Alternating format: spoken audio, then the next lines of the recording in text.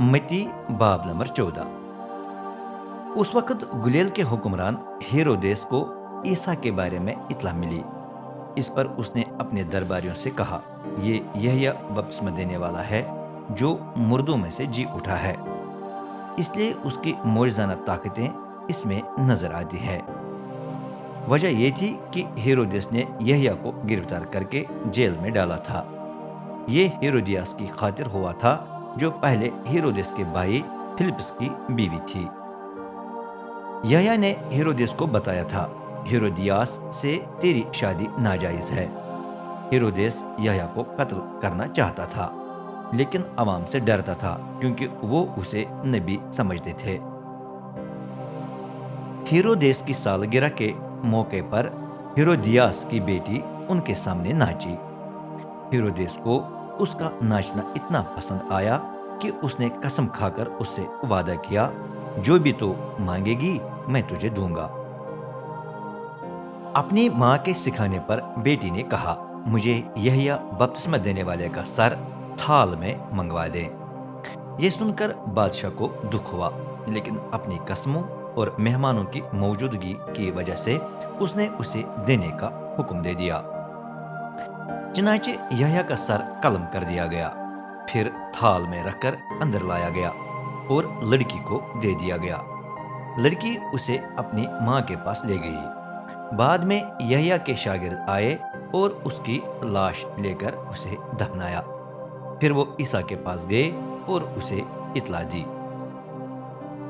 ये खबर सुनकर ईसा लोगों से अलग होकर किश्ती पर सवार हुआ और किसी वीरान जगह चला गया। लेकिन हुजूम को उसकी खबर मिली।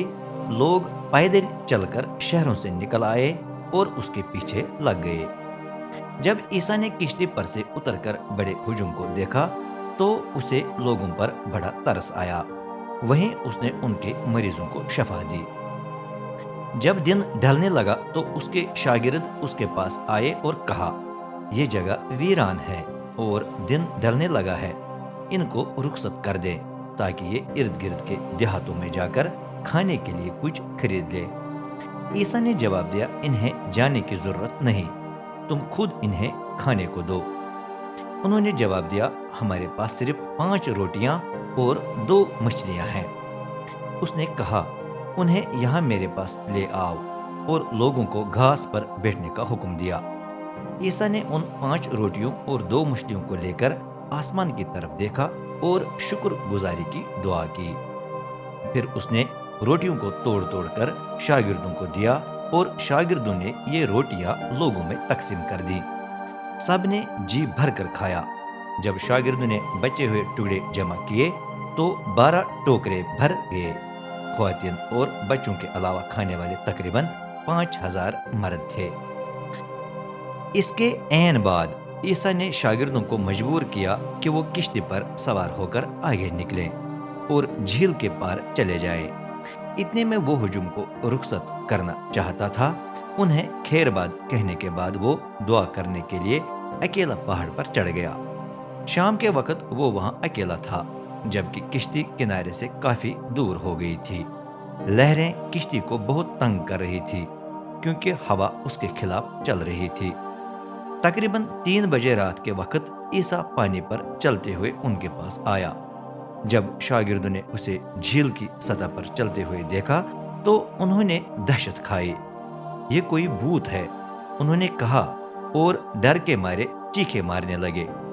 लेकिन ईसा फौरन उनसे मुखातिब होकर बोला, हौसला रखो, मैं ही हूं, मत घबराओ। इस पर पतरस बोल उठा, खुदावंद अगर आप ही हैं तो मुझे पानी पर अपने पास आने का हुक्म दे।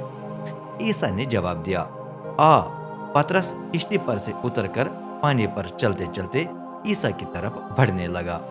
लेकिन जब उसने तेज हवा पर गौर किया तो वो घबरा गया और डूबने लगा। वो चिल्ला उठा, खुदावंद मुझे बचाए। ईसा ने फौरन अपना हाथ बढ़ाकर उसे पकड़ लिया। उसने कहा, ए कम एतकाद, तू शक में क्यों पड़ गया था?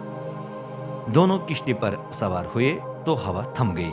फिर किश्ती में मौजूद शागिर्दों ने उसे सजदा करके कहा, यकीनन आप खुदा के फर्जंद हैं।